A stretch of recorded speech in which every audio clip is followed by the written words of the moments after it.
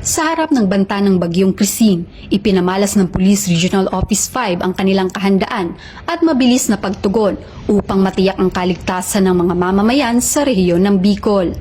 Bago pa man maramdaman ang epekto ng bagyo, nagsagawa na ng mga hakbang ang Pro-5 upang mapaghandaan ito.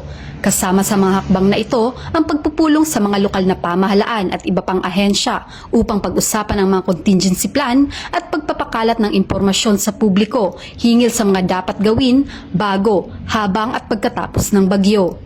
Ang kapulisan ng San Miguel Catanduanes at MDRRMO ay nagsanib puwersa sa pagbibigay ng maagang babala at barangay visitation kaugnay ng bagyong Krising. Sa pamumuno ni Police Major Jonel Bungoyan, COP, agad na kumilos ang San Miguel Municipal Police Station, katuwang ang MDRRMO sa pamamagitan ng pag-activate ng Early Warning System Siren bilang tugon sa inilabas ng Pag-asa na Signal Number 1 para sa bagyong Krising. Ang hakbang na ito ay bahagi ng maagap na pagpapatupad ng mga hakbanging pangkaligtasan ng bayan ng San Miguel upang bigyang babala ang mga mamamayan, lalo na sa mga lugar na posibleng maapektuhan ng flash floods at pagguho ng lupa.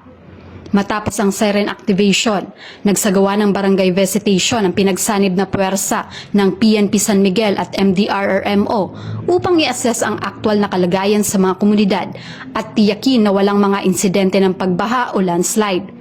Kasama rin sa aktibidad ang dialogo sa mga opisyal at residente ng barangay upang palakasin ang ugnayan sa pagitan ng pamahalaan at mamamayan at upang ipabatid ang mga hakbang na kailangang gawin sakaling lumala ang sitwasyon. Ilang oras matapos ang mga aktibidad, formal nang inalis ng Pag-asa ang Signal Number 1 sa Catanduanes matapos humina ang bagyo at makalabas ng sakop ng lalawigan. Gayunman, patuloy ang panawagan ng pamahalang bayan na manatiling alerto at handa sa anumang biglaang pagbabago ng panahon. Ang kahandaan at mabilis na pagtugon ng Pro-5 sa bagyong Krising ay patunay ng kanilang dedikasyon sa tungkulin at malasakit sa kapakanan ng mamamayan. Sa pamamagitan ng maagang pagpaplano, aktibong pagtugon at pakikipagtulungan sa iba't ibang ahensya, naging matagumpay ang kanilang mga hakbang upang mapanatili ang kaligtasan at kaayusan sa rehiyon ng Bicol. Mula dito sa Bicol Region, ako ang inyong PNN correspondent, Patrolwoman Carmela Panganiban, alagad ng batas, tagataguyod ng Balitang Pulis.